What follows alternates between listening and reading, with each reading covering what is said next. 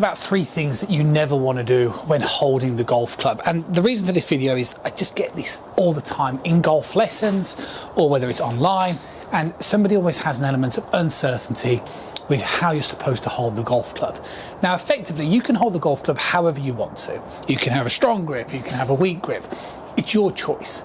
But there are a couple of things that you certainly just can't do when holding the golf club, and I'm going to really sort of talk about the most common problems that I tend to see and just make sure that you're not doing the same thing. Problem number 1, thumbs. What should basically be happening is that when you put your lead hand on the golf club, you will take hold of the club so that your thumb sits down the trail side of the handle. So for us right-handed golfers, your left hand goes on and your thumb sits down the right-hand side of the club here. This now creates this opportunity for my right hand and my right palm to sit on top of the thumb, like so. Now that's an important thing because in the golf swing, that helps me push.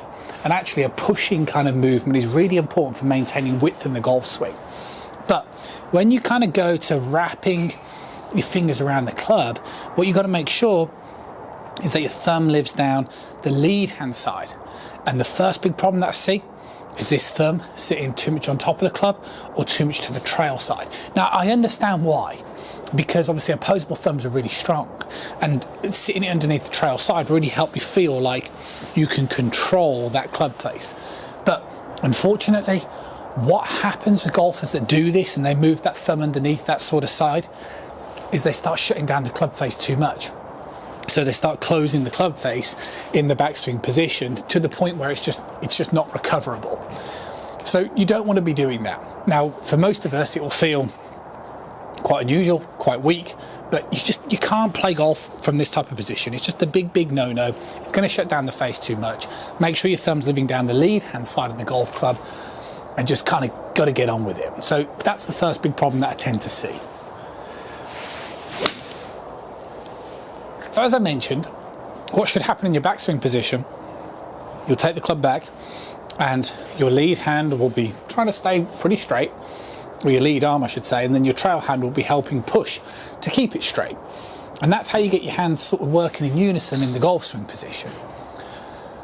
Problem number 2, and again, it's a very sort of common problem, is a regrip. Okay, now this could come in the form of both. So this could come in the form of when you're sort of swinging back, your lead hand kind of lets go of the club, like so. Now this might happen to quite a few of you, and you don't really know it until you start to get a lot of wear and tear on your golf club. Okay, and if that's you and you're noticing that you're getting through golf clubs really quickly, that's because you're creating sort of additional friction by letting go of the golf club at the top of the backswing position in that re-gripping phase. So the reason why you want to avoid a re-gripping in the top of the backswing position is because that golf club face is really kind of vulnerable. And if you're you imagine if you've ever been on a launch monitor, you'll know that the difference between potentially a good shot and a bad shot is really minute. So if you are letting go at the top of the backswing and re-gripping in that lead hand, the chance of you kind of stabilizing that face, it's unlikely. The likelihood of you re-gripping it and twisting the face into a different position, much more likely. The other one is the trail hand. Now this again is a really common problem, and this tends to happen with golfers who excessively bend that trail arm in the backswing. If you start excessively bending that trail arm in the backswing, you'll start to notice the way that there's distance between the right palm and thumb. You don't want that either. That right palm wants to be pushing onto that thumb so it can help you maintain width in that downswing. And actually, this type of sort of force, which is like a pushing force, is actually a really powerful thing to help you whip the club through. So if you start going a little bit this way, and that right palm or your trail palm's coming off that lead thumb, that's a no-no, and you don't want to be letting go here. So a re-grip, problem number 2, actually really common and worth checking. And that telltale sign just might be in that glove, something you certainly want to be avoiding. And the last one comes in the form of, I'd say, more of that sort of routine of getting ready to hit a shot, and like a fidget. So it's really common, you watch pros that tend to fidget between the feet, and this is because they're going to be transferring a lot of energy between that sort of trail and lead foot. But what you don't really tend to see as much is, don't get me wrong, there'll be a few little waggles and stuff, but Regripping, yeah, again, lots of fidgeting with the hands. I remember years ago, I remember watching Sergio, and it was kind of painful to watch this sort of 45-second fidgeting action before he'd pull the trigger. You don't want that. And I'm not saying that's exactly the problem number 3, but what is the problem number 3 is sort of fidgeting. And the problem when you're fidgeting is you'll end up tending to find that you're going back and back to a slightly stronger grip. So like the funny thing is when we hold the club, because we sort of hold the club in the fingers, okay? So if I hold the golf club like so, if I sort of start twisting my fingers like this, so sort of torquing, if you like, the club, it has sort of a effect like this on the club face, right? And that's something that you've got to be sort of, again, slightly cautious of. Because what tends to happen with a few golfers is that they tend to grip it a bit more this way in the fingers. So it does that to the face, and then they sort of do that with a bit of shaft lean. But then the problem is that left wrist is already quite flat.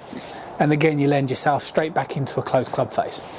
So I would genuinely say that not every golfer that I meet, because that would be a complete lie, but I would say that there's definitely a proportion, maybe 50%, maybe slightly less, that have like one of these problems where either the club face is closed at address, or they've closed the club face at address and they're rectifying it by introducing shaft lean. You might think, well, what's the problem with that? But unfortunately, what happens in the golf swing is that will excessively flatten that wrist off, and the club face goes shut, and then you're back to like square one, or fault number 1, where the club face is possibly unrecoverably closed.